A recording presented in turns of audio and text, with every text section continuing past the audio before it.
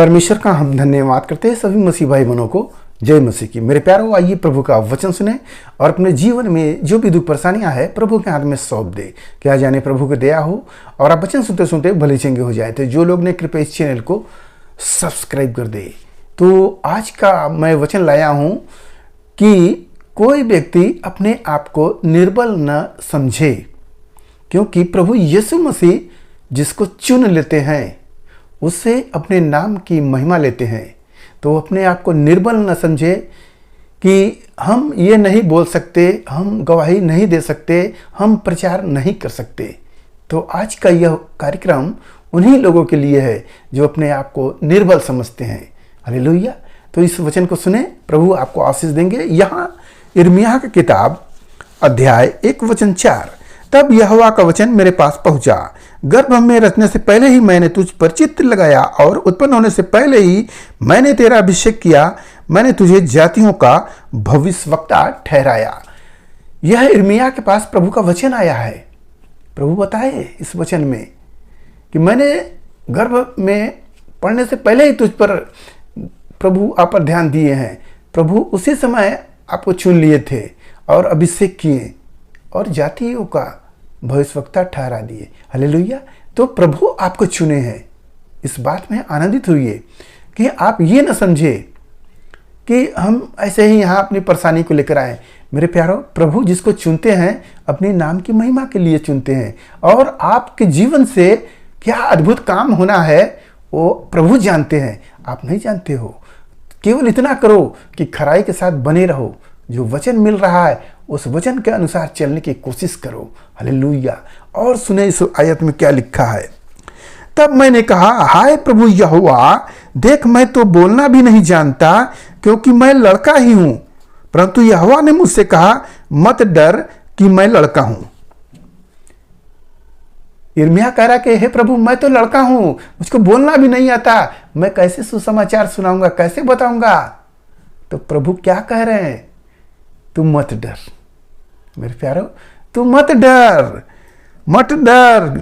फिर बोल रहे हैं प्रभु, क्योंकि जिस किसी के पास मैं तुझे भेजूं वहां तू जाएगा, और जो कुछ मैं तुझे आज्ञा दूं तू वही कहेगा।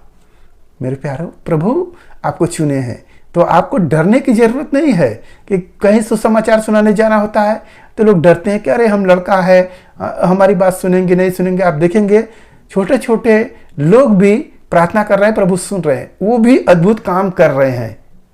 पहले ऐसा नहीं था मगर अब है। क्यों? क्योंकि प्रभु आपको चुन लिए हैं। हालेलुया। इस बात में आनंदित हुई है कि प्रभु आपको उत्पन्न होने से पहले ही आप पर चित्र लगाए और गर्भ में रचने से पहले प्रभु आपको अपना बना चुके हैं।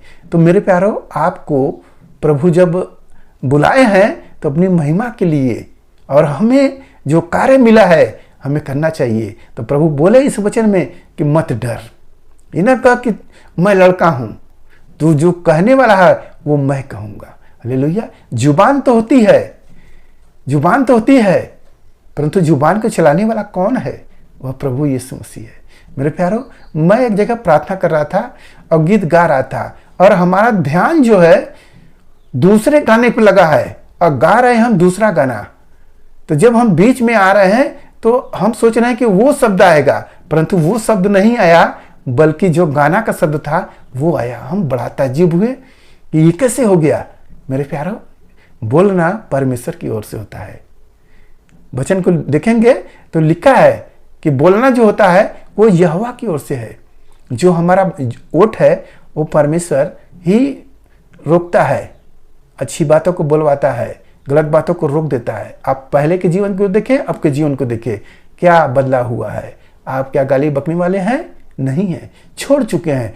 तो आपकी जुबान से जो निकलने वाला है वो परमेश्वर है। हालेलुया।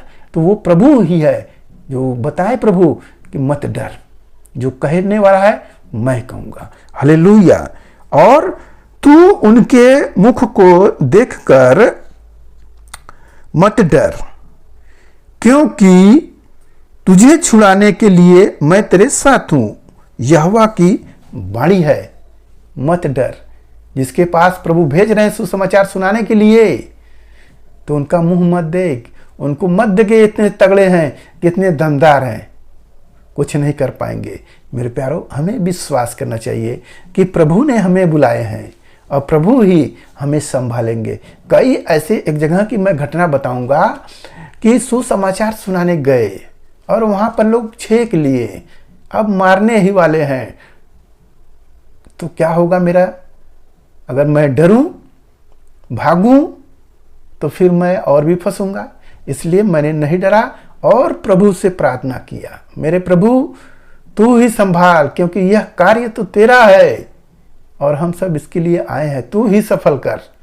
तो जितने विरोधी लोग थे घेर लिए और वो सब, कई लोग मारने के भी चक्कर में थे कि इनको मारो, ये लोग ये धर्म बदलने वाले हैं, ऐसे हैं वैसे हैं, बच्चा पकड़ने वाले, कई ऐसे आरोप झूठे झूठे लगाए।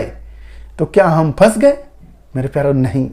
परमेश्वर ने हमें ऐसे शब्दों को दिया कि उन शब्दों को जब मैंने बोला और वो सब चुप हो गए और कहे हाँ भैया सही कहते हैं, तो परमेश्वर हमें जय दिलाता है। जो बोलना होता है उचित समय पर वो प्रभु हमें जुबान दे देता है। तो मेरे प्यारों, हमें विश्वास करना चाहिए, यह ना समझना चाहिए कि हम अभी लड़के ही हैं। अभी लड़के नहीं हो, अभी प्रभु के चुने हुए भविष्यवक्ता हो चुके हो। आप भविष्यवाणी करोगे और प्रभु पूरा करेगा, इस विश्वास करें। जो बोलोगे वह होगा, इसलिए अच्छा बोलोगे अच्छा होगा, बुरा बोलोगे बुरा हो जाएगा। इसलिए अपने जुबान पर, प्रभु बोले हैं कि जुबान पर लगाम दो। अगर जुबान पर लगाम नहीं दोगे, अपने जुबान को अपने बस में नहीं रखोगे, तो लिखा है कि जो भक्ति करता है यदि वो अपने जीभ पर लगाम न दे तो उसकी भक्ति क्या होगी? व्यर्थ हो जाएगी। तो ऐसे लोगों के लिए अपने जीभ पर लगाम दें और भक्ति करें और यह विश्वास करें कि यीशु मसीह हमारे संग है। हर खतरे मुसीबतों से वो बचाने वाला है, संभालने वाला है और हमें अपनी महिमा वो लेना चाहता है और वो पूरा भी करेगा मेरा जीवन। हालेलुया। तो इस आशा भरोसा के साथ मैं आपके लिए प्रार्थना करता हूँ।